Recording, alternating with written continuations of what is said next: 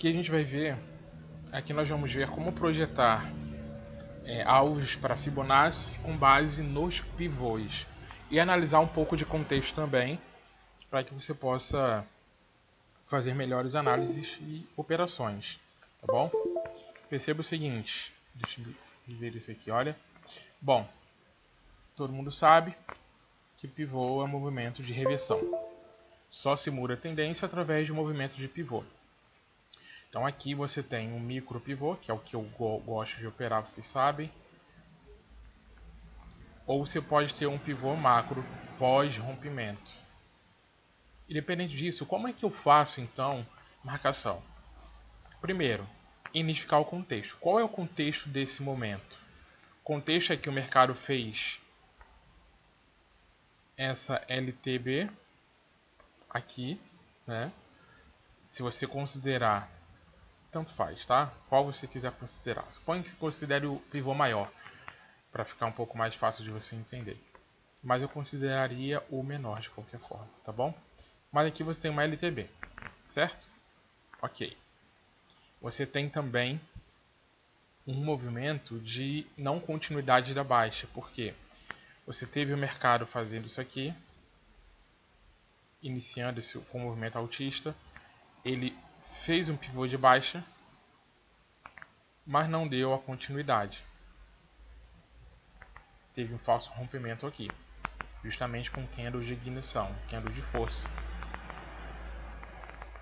Então, qual é o contexto que você analisa? Bom, eu tenho aqui uma LT, o mercado já mostrou a não continuidade da baixa, que ele já havia iniciado ali atrás.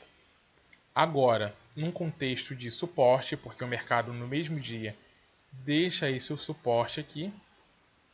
Então você tem essa região de suporte do mercado, essa regiãozinha aqui, ó, por causa desse 582, tem essa regiãozinha de suporte aqui. Então, na região de suporte, ele faz um candle de força. Olha, na região de suporte, faz um candle de força, demonstrando a fraqueza, a rejeição, o engolfo, ou o movimento da barra ignorada, como querer chamar, num contexto de suporte. Está mostrando rejeição dos próximos candles. Olha essas rejeições aqui. Justamente nessa região de suporte, como se fosse um pullback. Então você já tem um movimento dando a entender altista. O que você deve esperar? Esse movimento aqui, né? Uma correção até 38, 50 ou até 61 e continuidade, impulsão, correção e impulsão. Aí você pode traçar a sua Fibo. Por quê? Aqui ele já fez o movimento. Para mim, eu considero sempre o micro, então o pré-rompimento, com essa correçãozinha aqui, para seguir. Ele fez um outro candle de força, justamente nessa região, depois da correção, para buscar a LT ou formar, a gente não saberia até então, um movimento altista. De qualquer forma, você traça a sua Fibo no pivô. Você pega a cabeça do pivô, ou seja, o final da primeira onda, da primeira impulsão, até o início dela. Para quem traçou comigo hoje o micro pivô ou pivô pré-rompimento, se aqui ajudar melhor, ele corrigiu a 38, certo?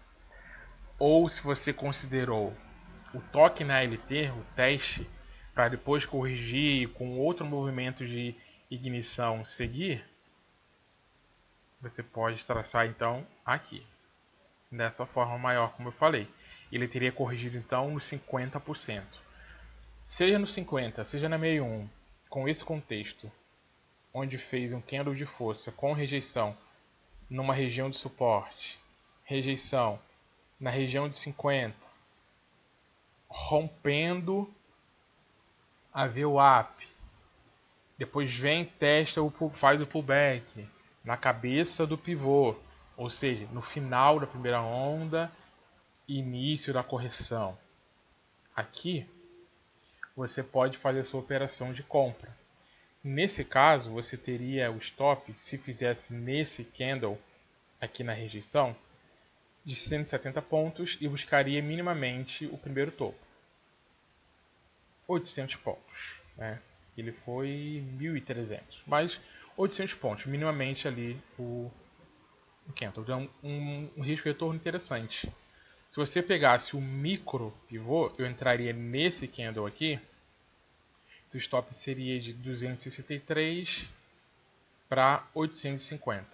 Ou, se você colocasse seu stop abaixo da VWAP, seria estopado 105 para 850.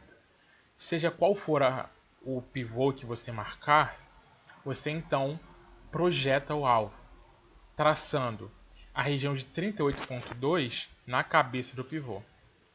No micro pivô, essa região, que coincide, confluencia com essa correção do pivô de baixa anterior que falhou, ou do movimento maior, próximo à região do primeiro topo, do topo anterior, do último topo, perdão.